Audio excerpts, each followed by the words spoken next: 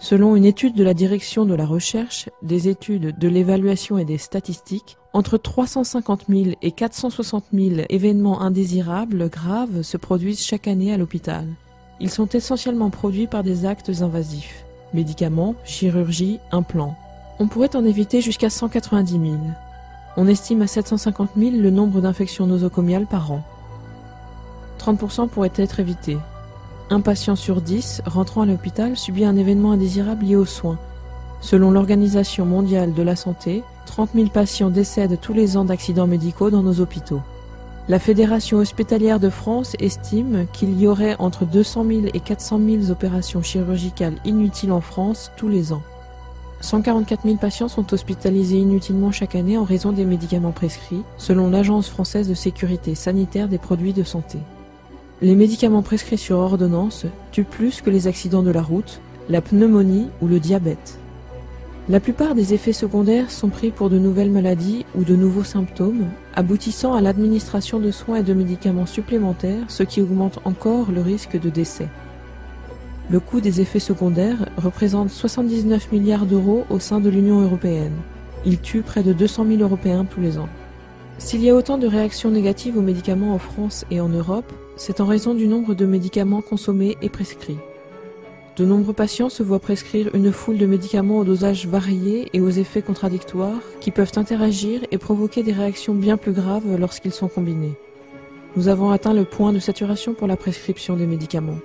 Nous sommes arrivés au stade où toutes les eaux testées contiennent des restes mesurables de médicaments. Les tonnes d'antibiotiques utilisées dans l'élevage de fermes, qui se répandent dans toutes nos rivières, donnent aux bactéries présentes dans les systèmes de traitement des eaux une résistance accrue aux antibiotiques. On retrouve ces bactéries dans nos réserves d'eau. La France détient le record de la consommation de médicaments en Europe. Les pharmacies distribuent tous les ans plus de 1500 unités de médicaments par patient contre 1000 en Allemagne et 750 en Italie.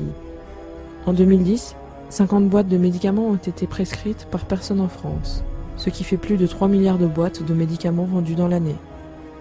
50% des Français âgés de plus de 65 ans prennent entre 1 et 4 médicaments chaque jour. 38% de ces Français prennent de 5 à 10 médicaments par jour. 1% de ces Français prennent plus de 10 médicaments différents par jour.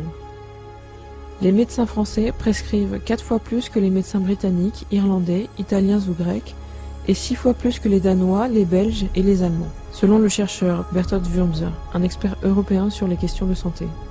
À âge égal, beaucoup de Français ont des problèmes de santé qu'ils n'avaient pas il y a 20 ans. Les maladies dégénératives sont de plus en plus répandues. L'incidence de plusieurs cancers a doublé. 12% des personnes âgées de 80 ans sont atteintes de démence sénile que l'on pourrait éviter. Nos personnes âgées sont assommées de médicaments et ne s'en portent pas mieux. Le système de santé en France privilégie le traitement de la maladie et non la prévention.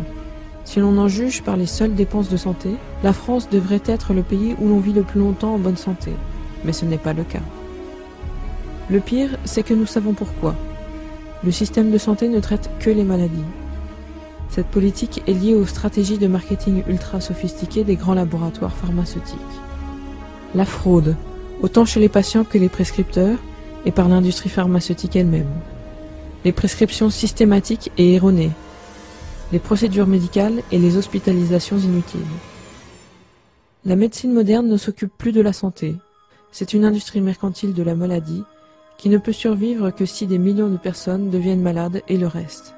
C'est une industrie qui refuse de prendre en compte des aspects vitaux de la santé comme le fait que le stress affaiblit le système immunitaire, ou que la nourriture industrielle, le tabac, l'excès de calories et le manque d'exercice sont des causes directes de la maladie, ou encore que le contact avec des milliers de toxines présentes dans notre environnement et dans notre alimentation ont un lien direct avec nos maladies.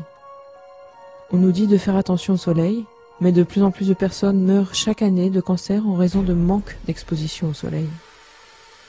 Le marketing mensonger a changé nos habitudes alimentaires.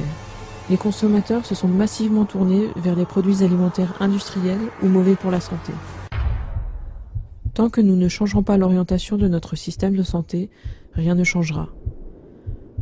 Nous devons mener une vie plus saine, faire plus d'exercice et adopter des régimes alimentaires adaptés à nos systèmes immunitaires. Nous devrions combattre la maladie, la prévenir et éviter au maximum tous les dommages collatéraux pour les patients.